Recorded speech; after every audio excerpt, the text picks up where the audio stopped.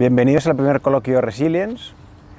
Resilience es un proyecto europeo que está orientado a mejorar la calidad de vida de los pacientes que han sobrevivido al cáncer, en particular el linfoma, pero hoy no vamos a hablar de cáncer ni enfermedades cardiovasculares. Hoy vamos a hablar de la resiliencia, que además de ser el acrónimo del proyecto, es el hilo conductor de todos estos coloquios que vamos a tener. Y pensamos hablar de resiliencia con personas que tienen muchas cosas que contar y que pensamos que puede ayudar mucho a las personas que tenemos alrededor del proyecto, de investigadores, médicos, sanitarios, pacientes y los familiares. Hoy vamos a hablar de resiliencia con dos deportistas de élite que han llegado a la cima mundial y son dos personas que han conocido la cara amable del deporte, pero hoy no queremos que nos contéis la cara amable, sino un poco más vuestras vivencias y sobre todo vuestras experiencias, los momentos más complicados que habéis tenido y cómo los habéis afrontado. Almudena y Julio, muchísimas gracias por estar aquí. Y por aceptar participar altruistamente en esta actividad que pensamos que es muy importante y que es algo diferente. Y ya de antemano también os pido disculpas porque la comunicación no es lo mío, yo no soy ningún profesional y bueno, a ver si puedo estar a la altura vuestra en esta entrevista. Estás haciendo muy bien. Voy a hacer una muy breve introducción, aunque no hace falta, pero bueno, voy a hacer muy breve introducción de vuestros currículum. Almudena es original de Vitoria y bueno, es una ex gimnasta rítmica y tienes el récord de haber participado y de haber llegado a las 4 finales olímpicas, ¿no? Desde Atlanta, Sydney, Atenas y Pekín, y además con diploma olímpico en las dos últimas olimpiadas.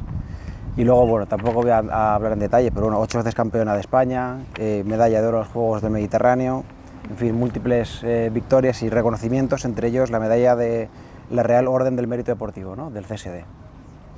Y luego posteriormente has orientado tu vida profesional cuando has dejado el deporte más a la interpretación.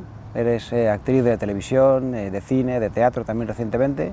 Y luego también una escritora de mucho éxito, que ha escrito muchos libros. Sobre todo tienes una serie muy reconocida de libros infantiles, cuentos infantiles. Sí. Y Julio García Mera, que para mí es muy especial poder entrevistar al periodista Julio García Mera, sobre todo porque no es una amistad de más de 30 años. Entonces, bueno, para mí es muy especial. Tú eres original de Madrid, del barrio de San Blas, donde te forjaste ahí la personalidad de un tipo duro. Y eres uno de los jugadores de fútbol sala más influyentes que ha habido en el deporte. Bueno, pues has sido uno de los adalides de la época más dorada que hemos tenido en el fútbol sala. Has jugado toda tu vida deportiva en el Inter Movistar, más de 20 años, como es un one-man club, que eso es algo que refleja lo fiel que eres, algo que es muy poco frecuente hoy en día. Y luego has tenido, bueno, múltiples victorias, has ganado la Liga, la Champions League, la Intercontinental, y luego también has sido el capitán de la selección española, que en la época más importante, 2 veces campeón del mundo, ¿no? 2000 y 2004, 4 veces campeón de Europa, y bueno, has tenido múltiples éxitos. Poco de todo, fue una buena época, sí. Y luego también, de forma muy interesante, compaginaste tu actividad deportiva con una formación, ¿no? Eres licenciado en periodismo y también has estudiado fisioterapia, y tras retirarte del deporte has tenido una carrera como director deportivo primero y luego como empresario del mundo recreativo.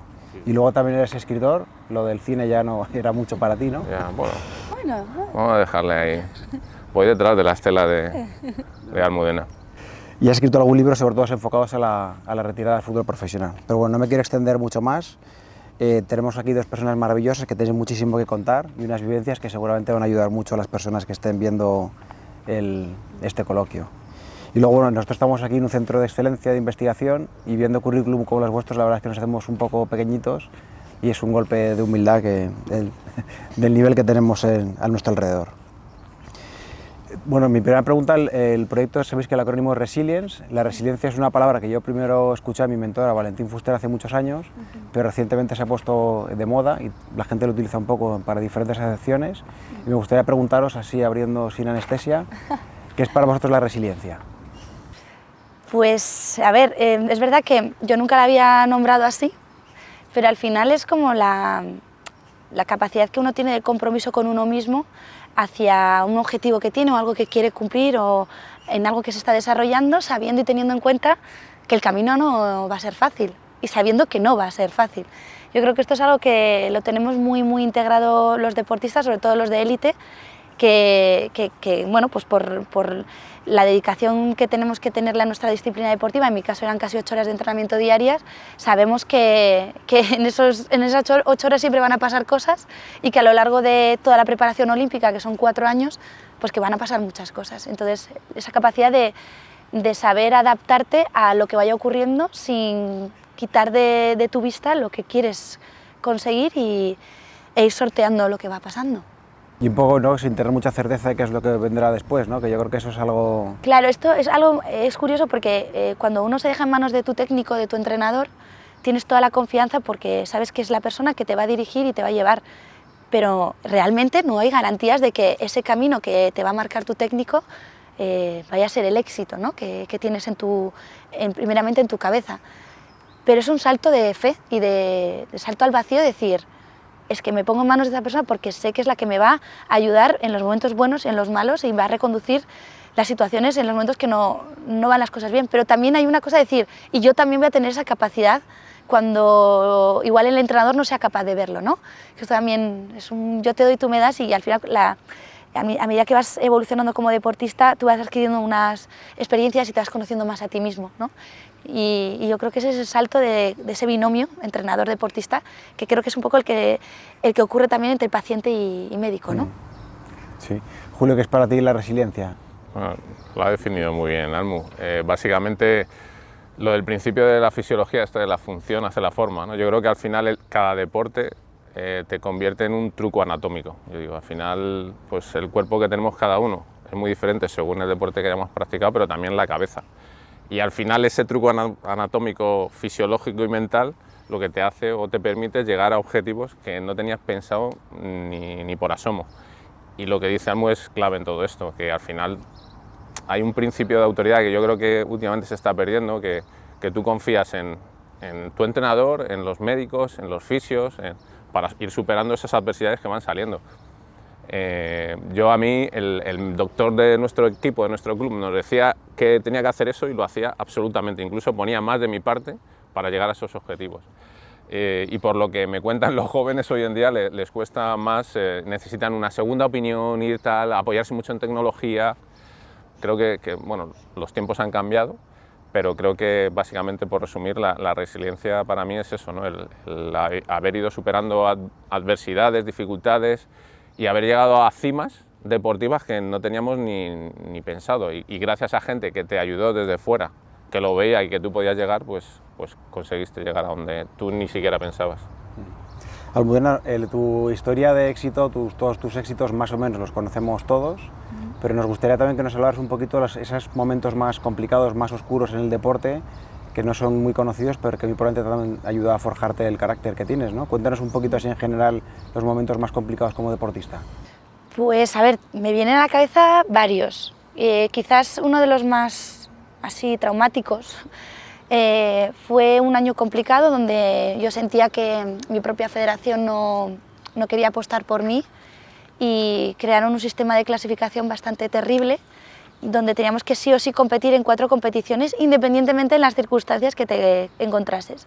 Y en una de esas pruebas tuve ciática. Yo, claro, eso pensaba que le ocurría a las personas mayores. Siempre lo había asociado con gente mayor. Y digo, pero perdona, que es que tengo 23 años y tengo ciática. O sea, cualquiera que se lo cuente, bueno, se me había pensado el nervio ciático porque me habían pinchado un Voltaren, pues el líquido se debe quedar ahí un poco pillado y me pilló el nervio ciático y se me quedó pillado. Entonces, fíjate, por un pinchazo mal puesto. Bueno, me acuerdo que tuve que ir a competir. Yo iba por el aeropuerto, que el pie izquierdo no sobrepasaba el derecho, que yo no podía poner la cabeza en la rodilla, no podía hacer un pasé, no podía hacer un retiré. O sea, ya no es hacer cosas de contorsionista, es que lo más básico que era andar no podía hacerlo. Yo ahora, ¿cómo voy a coger un salto con la inercia que necesito si ese pie no puede sobrepasar al otro? Entonces yo me acuerdo que digo, es que esto no sé cómo lo voy a hacer. Y dije, por favor, ¿podéis cambiarme la competición para otra? No, esto es lo que hay. Y me acuerdo que yo, pues eso, iba sentada en el avión torcida, llorando, todo el día llorando. Iba a la competición y le decía a mi entrenadora, Irache, es que no sé cómo voy a salir, que es que no puedo ni calentar.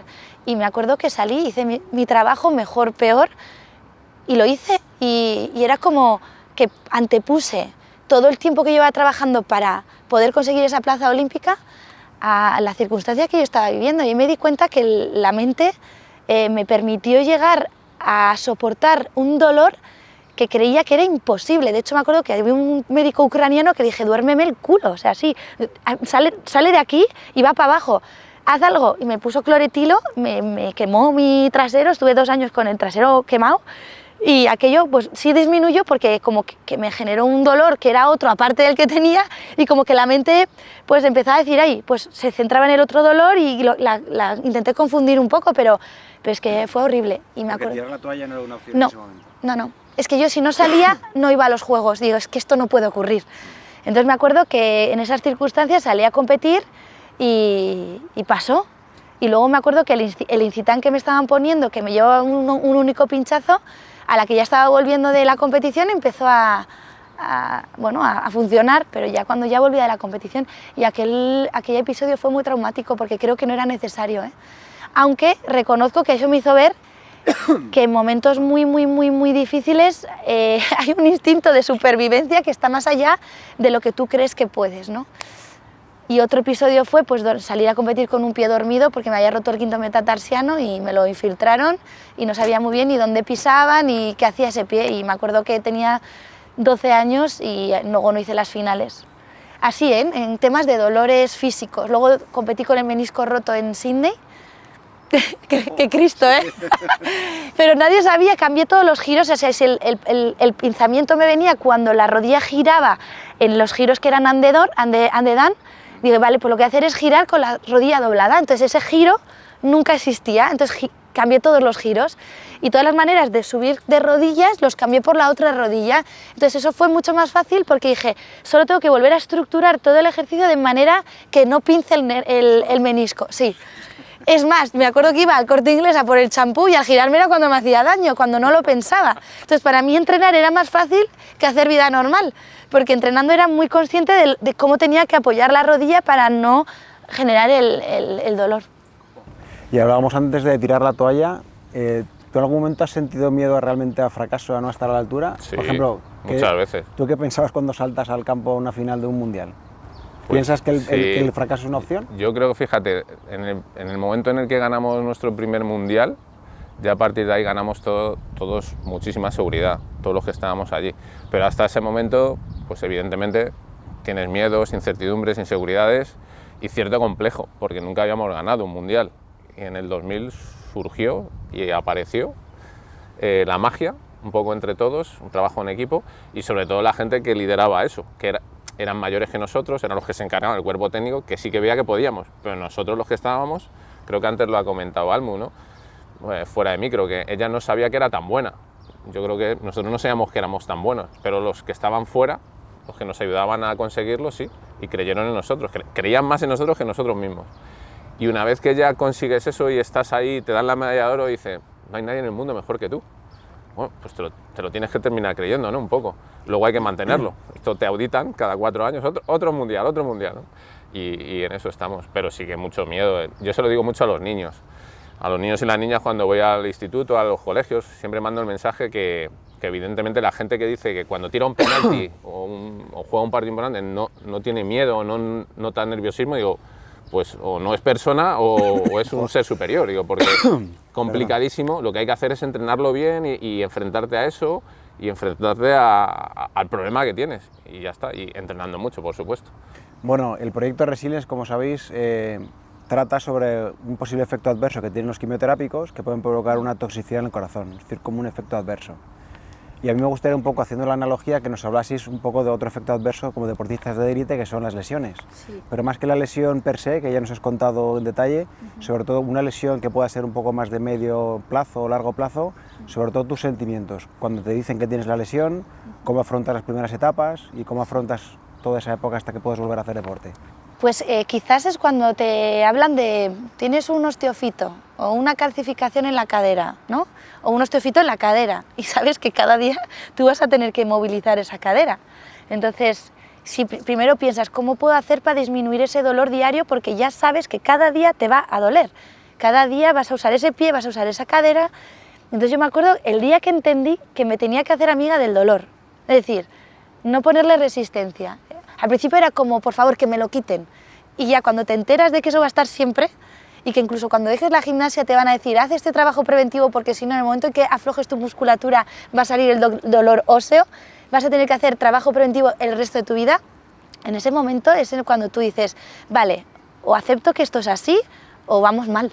Entonces yo me acuerdo que dije, ok, yo lo que tengo que hacer es familiarizarme con el dolor y medirlo en intensidad, es decir, hoy tengo un dolor mayor o menor, pero sé que va a estar siempre. O sea, no intentar pensar que voy a tener un día ideal sin dolor, porque eso sé que ya no va a volver a ocurrir. Dejar de lamentarte que no va a estar y decir, tengo que convivir con él. Eso del lamento, a partir de los 20 años ya dije, el lamento del dolor para otra. Yo sabía que cada mañana me iba a levantar y iba a tener que apoyar los brazos en el lavabo para echarme el agua, porque el lumbar me iba a doler ya todos los días.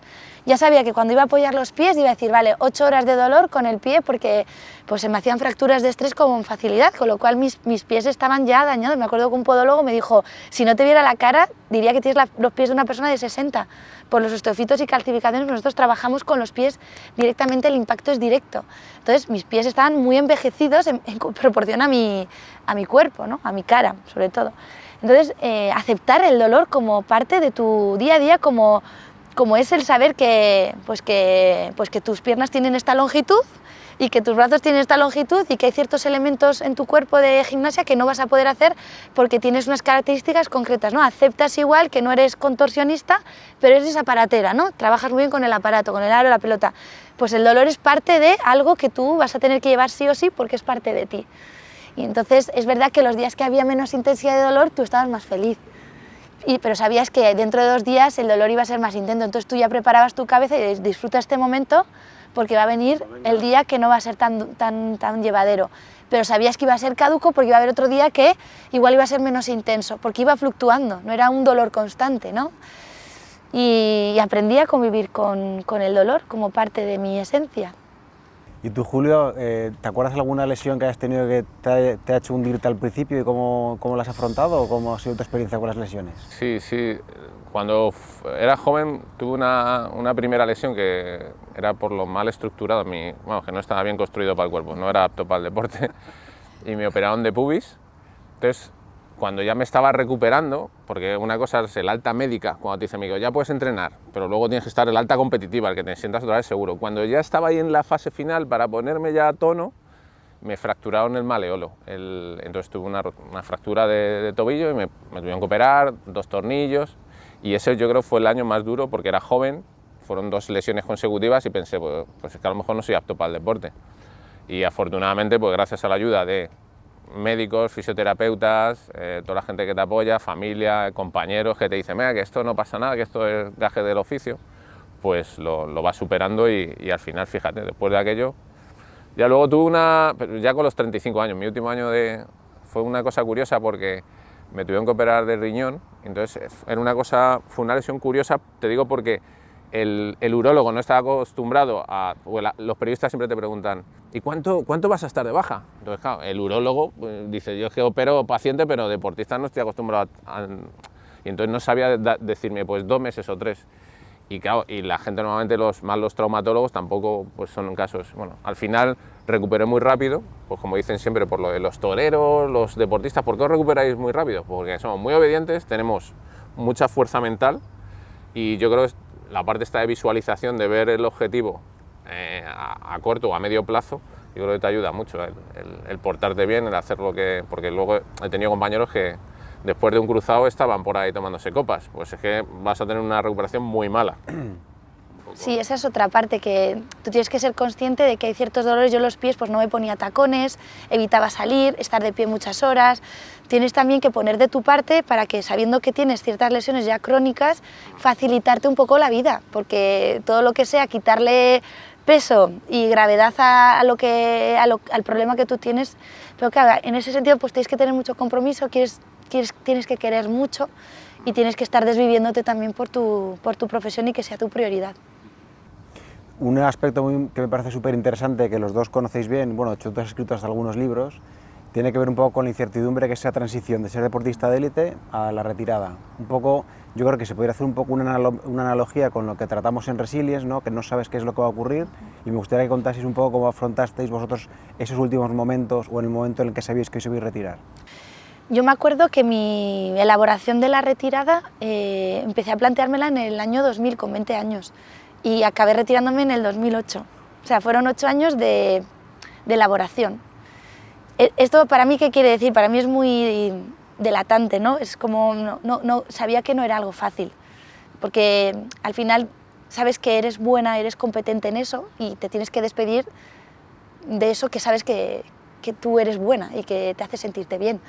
Y no sabes cómo hacerlo y no sabes cuándo es el momento ideal. Entonces yo iba viendo que aún podía ofrecerle algo a la gimnasia y entonces iba alargando mi carrera. Pero me acuerdo que el día que dije ya ha llegado el momento, que fue en el 2008, dije yo tengo que despedirme y tengo que hacerlo cuando yo quiera, como quiera y donde yo quiera. No siempre tenemos esa suerte, porque a veces las lesiones te sacan del deporte, pero en mi caso pude llegar. Y eso no quita que la transición haya sido complicada. E incluso diría que se antojaba hasta imposible, porque hay un momento donde sientes que has perdido totalmente tu identidad, que tu vida ha cambiado radicalmente, que ya no estás en el entorno de familia donde tú estabas, que tus técnicos, médicos, fisios, todos eran tu familia. Incluso tuve síndrome como también del abandono, de que me habían abandonado con los servicios médicos, porque para cualquier cosa yo accedía al servicio médico con mucha facilidad y de repente ahora era ir a la Seguridad Social, ¿no? Que tenemos una Seguridad Social maravillosa, pero ostras, es un médico que no te conoce de nada, que ve tus radiografías y se asustan, cuando tu médico era algo normal, era todo más dramático de lo que realmente creías que era y te están haciendo dudar incluso del proceso que tú has llevado anteriormente, y entras en un momento súper doloroso porque sientes que estás sola, que te has quedado con un cuerpo con ciertas patologías y que ya no sabes quién te las va a cuidar y sientes pues eso, que te has quedado sola en el mundo. Entonces hasta que empiezas a volver a sentirte competente en algo, pues es un proceso y yo lo encontré en la interpretación, porque al final en el deporte pues muestras la cara de la valiente, de la fuerte, de la que puede con todo, pero dentro de esa persona o de esa personalidad o de esa superheroína que te endosas con tu traje de superheroína de licra, con el maillot, hay una personita que ha estado aguantando cosas que no podía aguantar para esa edad y que las ha sostenido, entonces sale todo después. Y todo eso que has tenido que soportar y no llorar y aguantar, pues de repente sale cuando menos te lo esperas y pasas por un proceso pues muy doloroso, que tienes que sanarte, de perdonarte, de curarte, de entender que lo hiciste por algo y que tuvo unas consecuencias para ahora.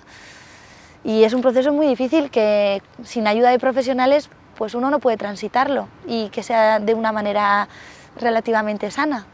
Entonces, bueno, he aprendido mucho de ese proceso, quizás también me está ayudando mucho a entender otros procesos que luego pasas de más mayor, una ruptura amorosa, la pérdida de un ser querido, haces asociaciones con tu vida deportiva y dices, ostras, yo ya viví el rechazo, yo ya viví la soledad, viví el abandono, lo viví antes, ahora va a ser menos doloroso porque hay un proceso común y aunque estamos hablando de términos distintos, como esto que estamos hablando ahora, para los pacientes que lo estén escuchando, yo sé que van a encontrar muchas similitudes, porque al final lo hemos pasado, lo hemos sentido, y es un proceso muy, muy parecido y muy similar. Y eso a mí me está haciendo que, cuando vuelva a ocurrir otro trauma, decir, vale, ok, yo salí, hice 2 Juegos Olímpicos después de aquello, no 1, hice 2.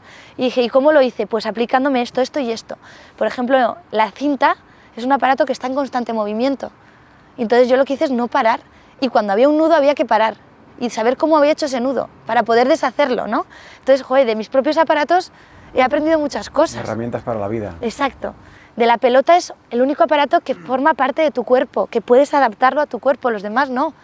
Y entonces he aprendido que hay que adaptarse, a que podemos acompañar el movimiento para poder adaptarlo, ¿no? ¿Qué puedo hacer para que el movimiento sea fluido o que sea una extensión de mí?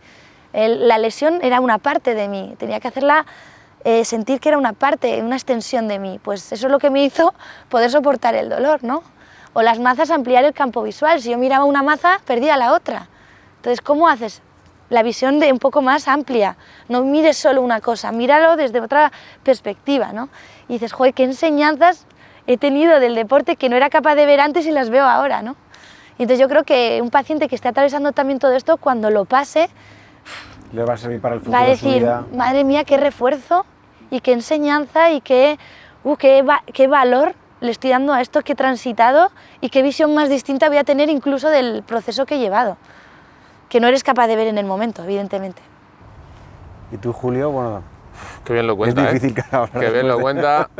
Yo creo que nos conocemos casi hace 10 años y precisamente a través de la retirada y en un grupo de amigos deportistas que hemos intentado ir deglutiendo ese proceso de la retirada y hemos hablado mucho, entonces es maravilloso escucharla a ella y a todos los compañeros porque aprendes mucho justo de cosas que te pasan y que no sabes que Almu verbaliza muy bien los sentimientos y las emociones, lo explica muy bien. Yo de lo de la retirada siempre hablo de lo de la metáfora que utilizaba Vargas Llosa cuando habla de la vocación literaria, que él dice que es una tenia, un parásito que se le mete al escritor o a la escritora y que al final te va devorando por dentro y tú ya no sabes si vives para ti o para dar de alimentar a ese bicho que llevas dentro, ¿no? Entonces me parece una metáfora muy bonita aplicada al deporte, porque al final los deportistas, como dice Almu, es lo que sabes hacer desde pequeñito y vives para ello, y de repente te dicen un día, o bien porque te echan o porque tú ves que te tienes que retirar, de repente tienes que mirar al bicho de frente a los ojos y decirle, pues hasta aquí hemos llegado, y ese momento es complicadísimo. Evidentemente no es un día ni dos, es un proceso largo, y quien te diga igual que cuando los penaltis, que no tengo miedo, esto igual, no, esto lo he superado, cuidado, que te puede venir cualquier día un estacazo y dártelo, ¿no? Entonces, siempre hablo de esa metáfora, es muy bonita y muy gráfica para ver que es un momento complicadísimo y que tienes otra adversidad más que tienes que superar en la vida, y apoyándote otra vez. Yo siempre, al final, mi deporte ha sido colectivo y yo siempre me apoyo en las personas, no sé hacer las cosas sin tirar una pared, ¿no? O sea, necesito siempre a alguien que me digas, este es el buen camino, apoyarte en la gente que sabe sobre eso, en la gente que te quiere de verdad, no en los falsos amigos, en los amigos de verdad, que luego, eso veníamos hablando Almu y yo, ¿no? que en los momentos difíciles hay supuestos amigos que creías que eran amigos, que no lo son, y sin embargo otros que pensaban que eran incluso gente osca y son maravillosas, ¿no? Pues creo que es fundamental también apoyarte en gente que sabe y que te quiere. Bueno, estamos ya terminando. Me gustaría, de las múltiples actividades que habéis hecho, y bueno, trabajáis, especialmente tú que trabajas en muchos medios y demás, ¿alguna vez te habías imaginado colaborando con algún proyecto científico? ¿Tenemos la suerte de que sea la primera vez que has hecho algo más relacionado con la ciencia? Pues mira, te voy a decir que en la serie de Rabia era una científica que estaba buscando el antídoto para gente que se convertía en rabiosa. Y al final del último capítulo conseguía... ¿Es cuando conociste a Julio? Claro, y le inyecté el antídoto y saqué la mejor versión de él y conseguí el antídoto. Entonces, bueno, he trabajado en un laboratorio y pedía, por favor, que me enseñaran bien cómo cogían la jeringuilla, cómo extraían, cómo inyectaban, cómo tal, porque es la destreza del trabajo que ellos hacen diariamente, pero tú igual, pues la colocación de los dedos es otra, y me interesaba mucho, sobre todo visualmente, que pareciera que era una persona que llevaba conviviendo en ese medio mucho tiempo. Pero nunca me vi en esta circunstancia, pero tengo que decir que al igual que yo le encuentro mucho paralelismo a lo que me ocurre en mi vida personal, con cómo lo he gestionado con el deporte para mi vida personal, creo que es totalmente aplicable lo que van a transitar los pacientes con esta sensación de que bueno, tienen que exponerse se tienen que poner una quimio que saben que les va a generar una situación interna muy dolorosa y difícil, pero que luego aparte están los científicos buscando qué manera, que parece que eso te va a generar otro problema mayor, y dices, tienes que creer en el científico porque ha estudiado esto tanto que saben que eso va a ayudar. Entonces es como, digo, madre mía, esto es como el entrenador que te dice, Almu, otra repetición más y tú crees que vas a romper, y yo, no vas a romper, es la repetición que necesitamos precisamente porque esa es la buena, ¿no? Y entonces encuentras estos paralelismos y decir, ostras, si los pacientes pueden encontrar lo que yo estoy encontrando en esta charla para que afronten ese proceso y que cuando venga el momento de bajón simplemente lo sostengan, ni siquiera se quieran autoengañar, simplemente digan, aguanta, confía, paciencia. Nada más, aguanta, confía, paciencia, que era lo que yo trataba con mi entrenador, decir, aguanta, confía en ella y paciencia, que todo pasa, ¿no? O que ponte en manos de las personas que saben. Pues si consiguen sentirlo como ¿no? lo estoy sintiendo yo ahora hablando con vosotros, yo creo que van a tener un camino muy recorrido para que al menos el proceso sea menos traumático. No es la solución para encontrarte ya bien, pero sí al menos que se sientan acompañados en que otras personas en otro proceso hemos pasado algo similar y nos ha ayudado este proceso para llevarlo un poquito de una forma más liviana y más tranquila y con más confianza. Julio, ¿algo que añadir o...? No, ya has dicho todo. Creo que vas a empezar tú contestando.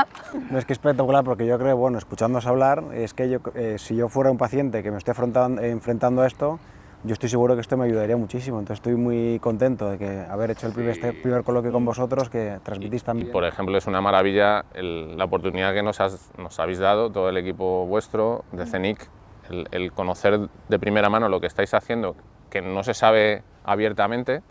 Es que si la gente supiera la maravilla que tenemos aquí, que es un tesoro, pues confiaría aún más en la ciencia y en lo que estáis investigando y en la cantidad de proyectos que tenéis, y es una maravilla. O sea que, nada, que darte la enhorabuena a ti y a todo tu equipo y ojalá que se destinen más medios aún a la investigación.